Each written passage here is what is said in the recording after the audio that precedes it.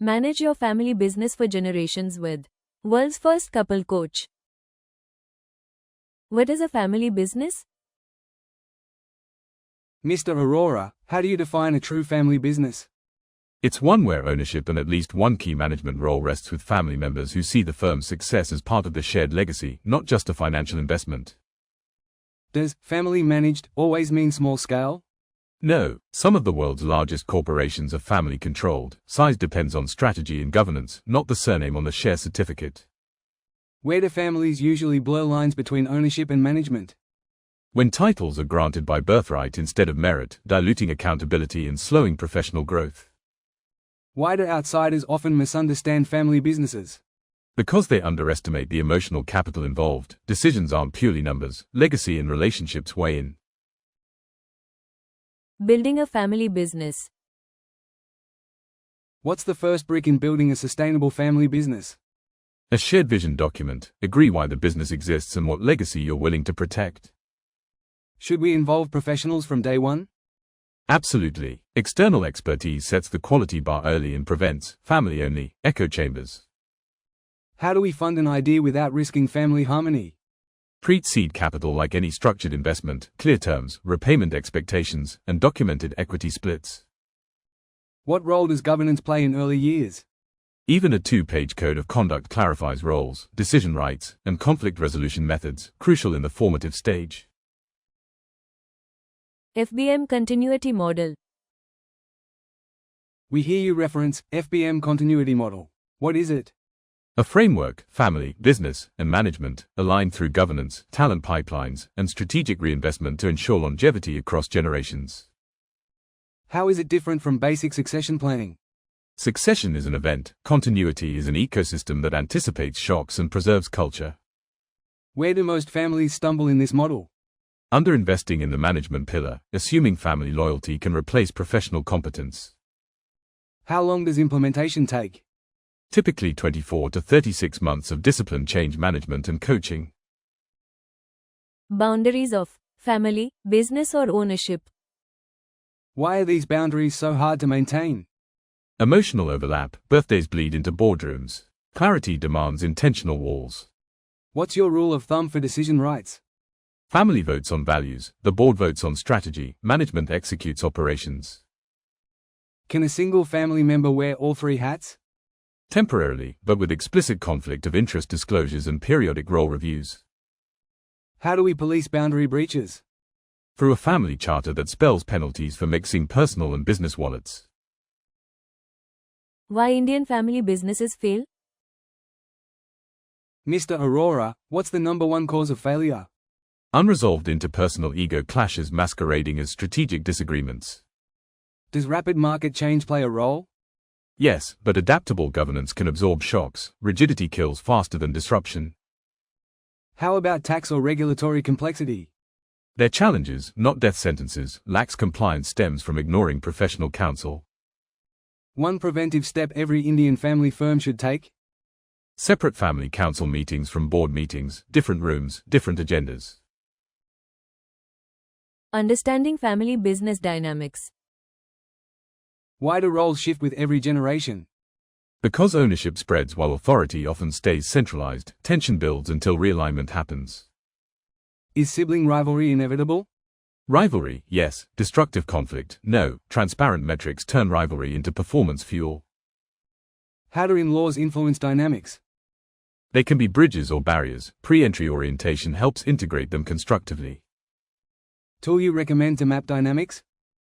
A simple genogram, visualizing relationships and conflict points before they explode. Why do family businesses fail? 5 root causes you can avoid.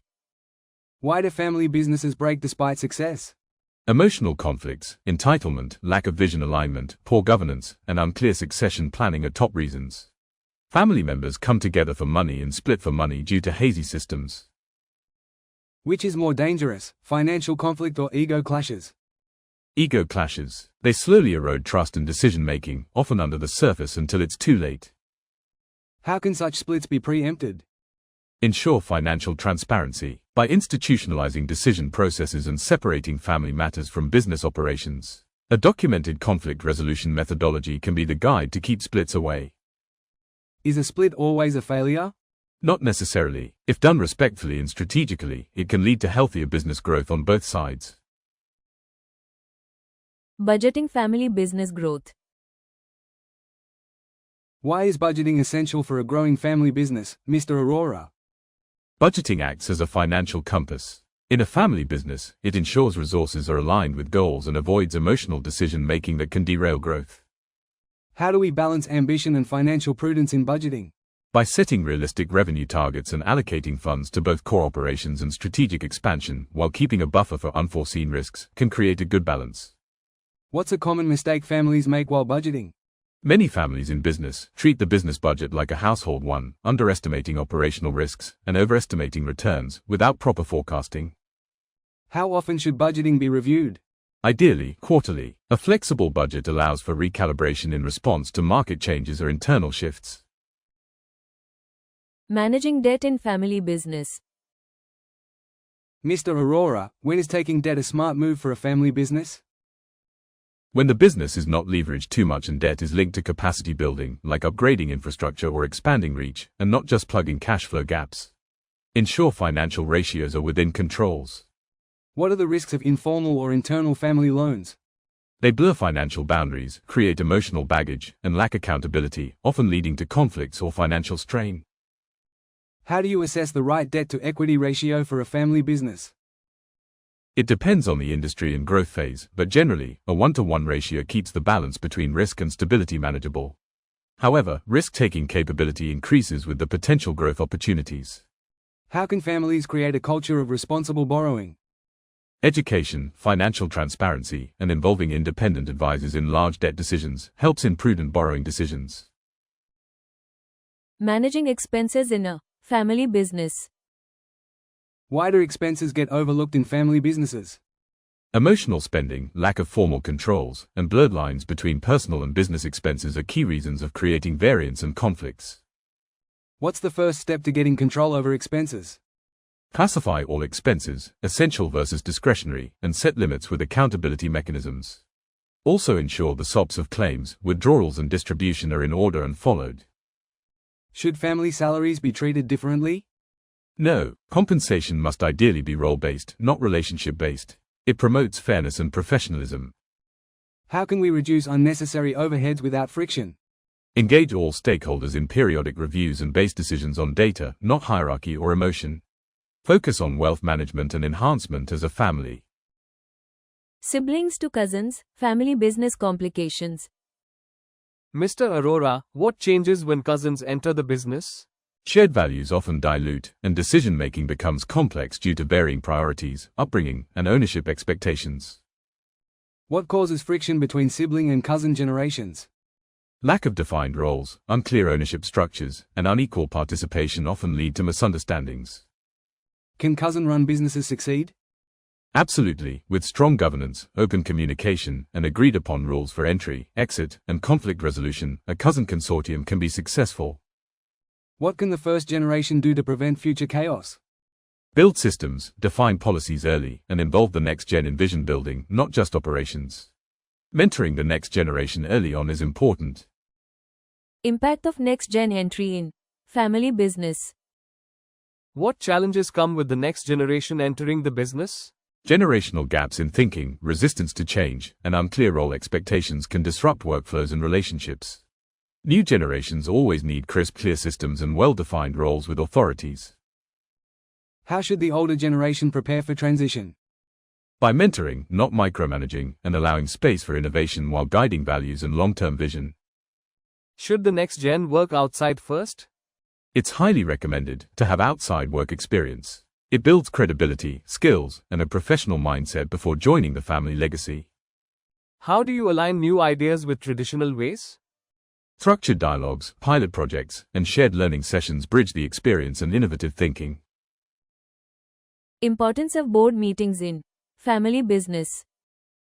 Why do many family businesses ignore formal board meetings? Due to informality, over-reliance on family discussions, or discomfort with external scrutiny, often at a great cost, board meetings are ignored. What's the core value of regular board meetings?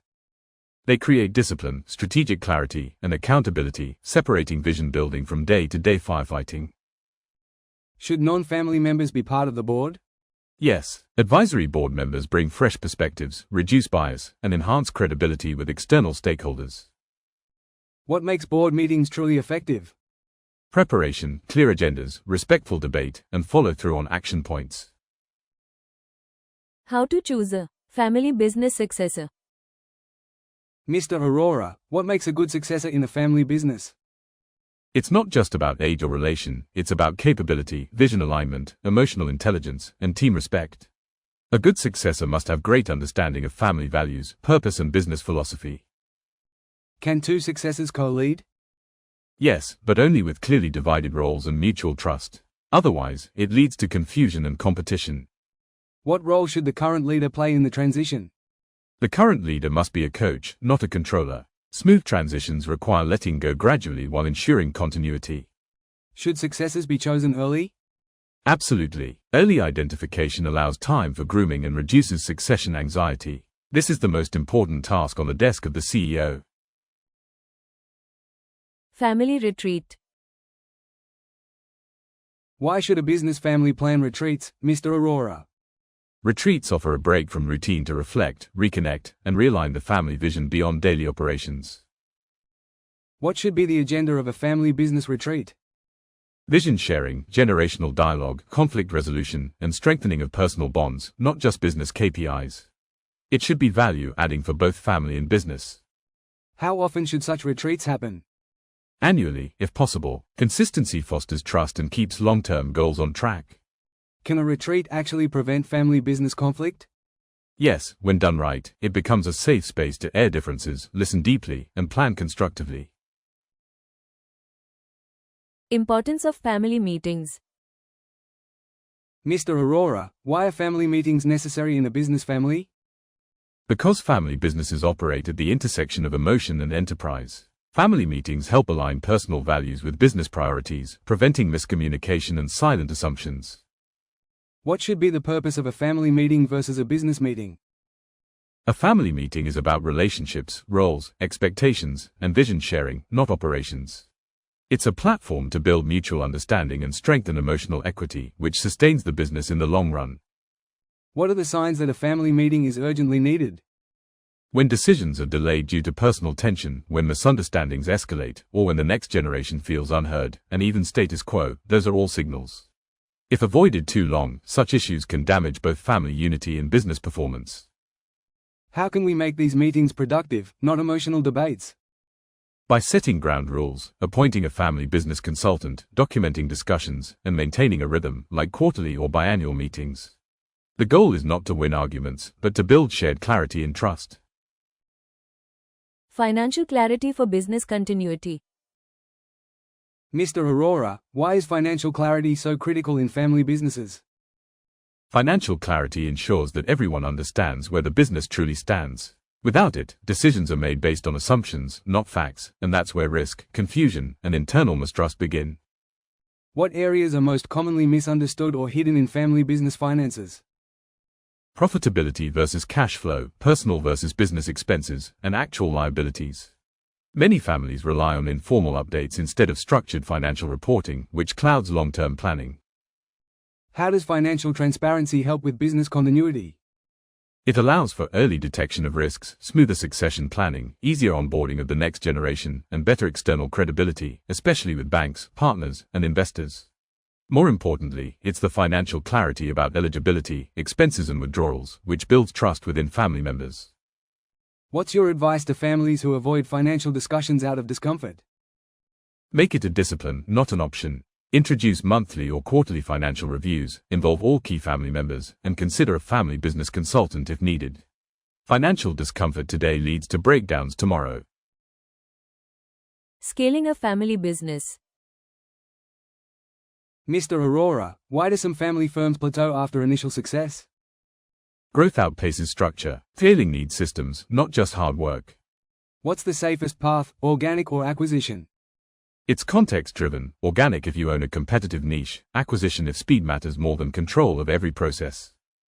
How do we finance scale without over-leveraging? Blend retained earnings with patient capital, private equity, or strategic partners that respect family values. Which KPI should guide scaling decisions?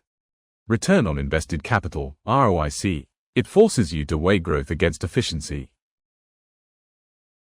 Communicating in family business.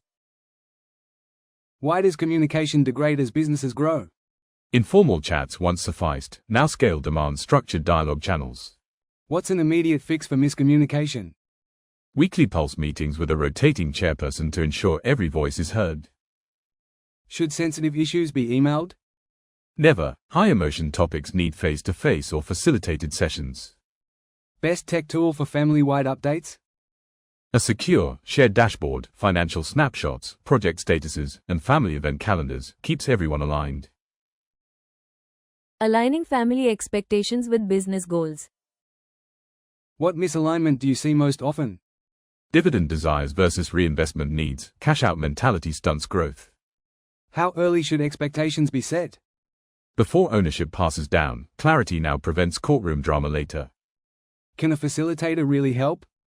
Yes, neutral voices convert emotional statements into actionable objectives. Key metric for alignment health? Percentage of strategic decisions passed unanimously, consensus equals cohesion. Aligning self, family or business for building a legacy. Mr. Arora, how does personal purpose fit into legacy? Legacy congeals when individual passions amplify, not contradict, family and business visions. What happens when a member's goals diverge? Encourage external ventures backed by the family VC lens, freedom without fracture. Is philanthropy part of legacy? Absolutely. Shared giving reinforces common values beyond balance sheets. One ritual to nurture alignment? Annual values retreat, where personal, family, and business goals are reviewed side by side. Tradition, culture or heritage in family business. Why is cultural continuity a competitive advantage? It creates brand authenticity. Customers trust firms that honor their roots. When does tradition hinder progress? When reverence turns rigid, question how, not why. Preserve purpose, evolve practice. How can we document intangible heritage? Through heritage handbooks, detailing stories, rituals, and decisions that shape the firm. Final advice to balance old and new? Appoint a culture custodian from the next gen, someone accountable for ensuring innovation respects heritage. Family business lessons from the Bhagavad Gita. Which Gita principle helps resolve family conflict? Nishkam karma, focus on duty, not just reward, reduces ego clashes. How does Svadharma guide succession? It urges each member to pursue roles aligned with innate capability, not forced hierarchy. Can spirituality coexist with aggressive growth? Yes, Gita's balance of action and detachment fosters bold yet ethical expansion. Practical Gita exercise for family boards? Start each meeting with a 1-minute reflection on intent, keeps discussions purpose anchored. Lessons from the world's oldest family businesses. What common thread runs through 200-year-old firms? Adaptive reinvention, same core purpose, new business models. Do they avoid outside capital? No, they court capital aligned with their ethos, then treat investors like extended family. How do they handle leadership succession? With planned apprenticeships spanning 10 to 15 years, succession is gradual, not sudden. Any ritual that stands out? Annual heritage audits, where stories of past crises are retold to embed resilience DNA. Lessons from Marwadi family businesses. What makes Marwadi enterprises so resilient? Relentless cash flow discipline, profits are sacred, and debt is treated like fire, useful, but handled with gloves. Are their famed community networks still relevant? Yes, community trust lowers transaction costs, giving them an agility edge even in digital markets. How do they groom next-gen talent? Early apprenticeship, children learn negotiation at the shop counter before they learn algebra. Any cautionary tale? Over-reliance on informal structures can limit institutional scalability. Codify wisdom before it retires. Add value to your family business with world's first couple coach.